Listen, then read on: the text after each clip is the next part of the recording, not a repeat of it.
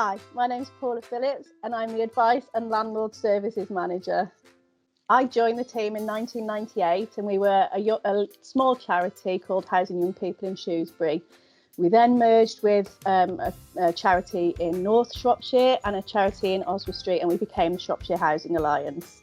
And then in January 2020, we got dissolved into the Wrekin Housing Group and became the Wrekin Housing Group Specialist Housing Services. Not all of our clients have had a terrible housing history, but some of them have. That might put up a barrier to get mainstream housing, whether it's through Shropshire Home Point or the group's criteria, and actually just go, right, I've got 6 months now, I need to get my finances in gear, I need to build bridges back with my family, I need to seek employment, whatever it is, that gives them that breathing space.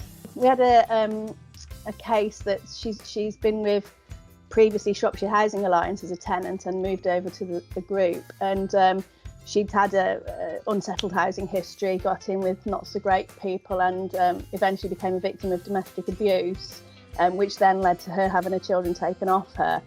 We then moved her out of her area that she was known in, rehoused her in Telford, where she started building bridges back, and social services actually gave her one of her children back. So she managed to, build those bridges. She then met somebody else and started a well-balanced, loving relationship, and she's now taken on a full group tenancy back in her hometown that's room enough for her second child to come home, and that's what social services are currently working towards. So, when we hear the hashtag making a difference to people's lives, it's never more so than the work that the specialist housing team do. So we always say, look, we're all only a couple of pay packets away from that, or a couple of bad decisions. Anybody can be facing homelessness through no fault of their own. A lot of our clients are people who've had a tenancy for 5 years, and actually the landlord's gone bust, or the landlord's passed away, and the kids are wanting to sell the property. So that person's losing his home for no reason, nothing they've actually done, but they are going to become homeless. And if you're a single male or a single female, come to think of it, with no priority needs, you fall through the net. So we have lots of dads who have had a relationship breakdown, left mom and the kids in the marital home, and they're sleeping in their car because they can't afford private rent. We've had a couple that have been sleeping in the restaurant that they chef at because they haven't got anywhere else to go, so they say goodbye to all their colleagues and then come back in half an hour later and bed down in the kitchen. I think a lot of people, when you mention homelessness, think about the rough sleepers, the street homeless, who are highly visible, but when you dig a bit deeper into homelessness, it can be sofa surfers, it can be people who had tied accommodation and their jobs ended, which we've seen a lot in hospitality at the moment. You work and live in a pub or a hotel, and you've had it at the moment with the pandemic. And relationship breakdowns, that happens, and the pandemic has forced couples who perhaps weren't, on the safest ground to suddenly be together 24/7. And it's not, their relationship's just not survived. So where do all of them go? Well, they come to us, and that's the work we do. And we have landlords that will, let people have rooms in homes, or we work with spareroom.com, and we've obviously got our own stock of property. Private owners, they sign up with us, and initially we say, okay, you've got a 12-month contract with us. It's a lease agreement drawn up by legal, and we take 15% of their rent to manage it, so a full management service. It's a rent guarantee to the owners. So some of the owners live in Cyprus and, just lying on the beach while we deal with all the issues that the property is causing. But yeah, so they have this 12 months, and then at the end of the 12 months, if that tenant is the perfect tenant, paying their rent regularly, we say to the owner, you can have them back now. You don't need to carry on paying that 15%. We've housed that person who was in difficulty, and they've become a great tenant, and you were a great landlord, so on you go. I would say 90%, probably 99% of our owners say, actually, do you know what, that last year, no grief, no problem, not having to pop home from Cyprus to do the gas certificate, for instance. Can you carry on doing it? And in their right mind, which landlord wouldn't do that? You've got no antisocial behaviour, no rent arrears, no tenant damage, because we cover the whole lot with the lease service. Yeah, we've got tenants waiting, so there'd be no advertising. What we do is we do our own allocation service. It might be that somebody is currently in Oswestry, but has managed to secure a job in Telford and just needs somewhere for 6 months whilst they see if the job suits, make sure they're good at the job and continue that employment. And then they can look at bidding on their own property or looking elsewhere, private rent. But as a starter, yeah, we're the people to come to. Going back to the 3 services or the 3 arms of what the specialist housing teams do is we're the knee-jerk people. So we get the person come through the door going, oh my God, I'm going to be homeless on Friday, and they don't know what to do. They haven't got a clue. And sometimes it's talking to them. It might even be calling their landlord and saying, look, what's the issue here? And they say, oh, housing benefit, I haven't paid them. So just leave it with us. We call housing benefit. Whatever the problem is solved, and actually that's prevented that person becoming homeless. The prevention of homelessness is the key, really. So, if people are losing their homes because of things that they don't quite understand, well, then that's who we come to. Now, if it's mum and dad kicking, 18-year-old out because he don't want to go back to college, hasn't got a job, then mediation can kick in on that one. But if that 18-year-old is going to be kicked out, then perhaps we can find him somewhere to live. And then, because he's never lived on his own, managing bills, neighbour issues, the support team will kick in. It's a whole package. So it's not just providing a roof over their head, it's providing support and also mediation to build those bridges back with the family. Removing the stigma and changing people's perceptions of homeless people, because it isn't always those ones that you see on the streets. But, they're a tiny fraction of homeless people. There's so many in temporary accommodation through the council. There's so many in B&Bs through the council. There's so many staying with friends and relatives. There's so many living in their cars or at work. So, that rough sleeper element is just a small fraction of people suffering homelessness. We take referrals from everywhere and anywhere, a GP, probation, employers, and family and friends, and you can self-refer. But we also have the contract with Shropshire Council for the advice and prevention service, so a lot of our clients are referred via the council. Well, I began my career at Citizens Advice Bureau, so always giving advice and really enjoyed that aspect of it. And a couple of my team, time and effort and money that they put towards getting you qualified as an advisor, it is huge. So I know anyone that comes through a Citizens Advice route is already really high up on the scale. University graduates in the team, Hannah, for instance, did a placement with us.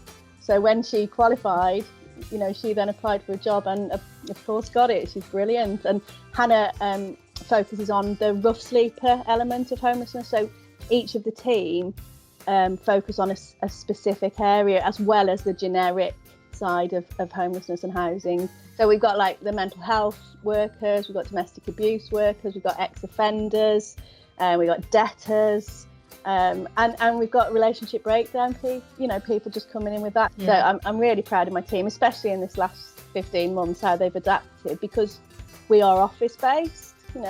We work 9 till 5 and we go downstairs in the building to interview the homeless people and people in crisis. We haven't been able to do that, so we've made do, and we've still ended up, we got the High Sheriff Award and things like that. We have continued to provide that service to people who are at crisis when they come to see us. The new challenges we're facing at the moment is the lack of the face-to-face with the clients. If they contact us and they've got a support worker or a social worker, probation officer, then we can do a Teams or a Zoom meeting with them. It's difficult to meet them in their homes because many of them don't have a home. And obviously that's where the office and the interview rooms used to work. So at the moment we're hiring a room at the Roy Fletcher Centre in Shrewsbury for those crisis face-to-face meetings. But thankfully we have been managing on the telephone and on the computers. And really well. And I'm not saying they're more vulnerable or people with language difficulties have found it as easy, but they have still managed to find us. Our numbers have increased this year, and it's for people who have never experienced anything like this. They've never had to claim universal credit. They've worked all their lives. What the hell is this universal credit all about? So it's even that, hand-holding them through the benefit process, and people with no experience of benefits at all. You imagine you're a publican and you've been running your pub for 20 years or whatever, and suddenly you lose your job, your home, you're thrown into the benefit system. You might have kids, so you go straight to the council, and that there isn't an abundance of empty properties out there. So you go through the homeless route, which may be in temporary B&B for a few weeks, which they're not supposed to put children in, so they'll be trying to move you out, and your whole world's imploded through nothing that you actually did. If a client came, and that's the issue, we can't really ever solve anything on that one interview, because that interview is information gathering, and we look at which areas need to be prioritised. So if it's their mental health, yes, we would be telling them about the crisis team or GPs or counselling, those kind of services that are out there.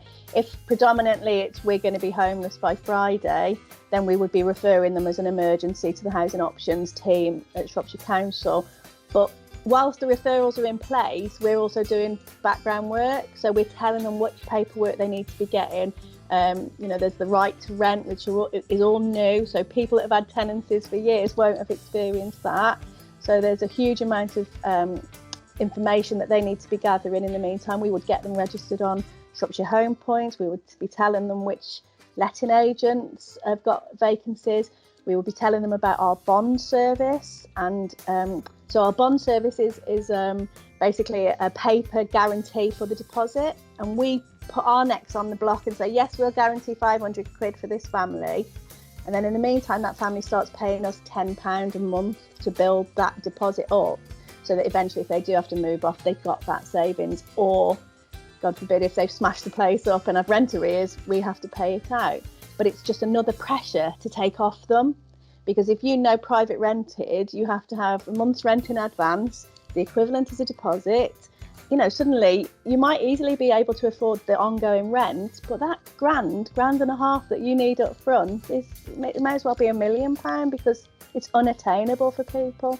So what we do is we provide a bond if the landlord agrees, and then we make a application to discretionary housing payment team. So the DHP would look at the rent in advance, and they would look at affordability, the same as we do. And then all of a sudden, that 1,500 quid that seemed insurmountable is doable. And then they can go to letting agents and say, yes, I've got my money up front. And, it's a big package. But my team's specialism really is prioritising the need. Is it a mental health need? Is it a rebuilding relationships at home need? Or is it finding a roof over their head need? It's not rare, really. We do get issues where we can't help. But if we can't help, then we will know someone who can.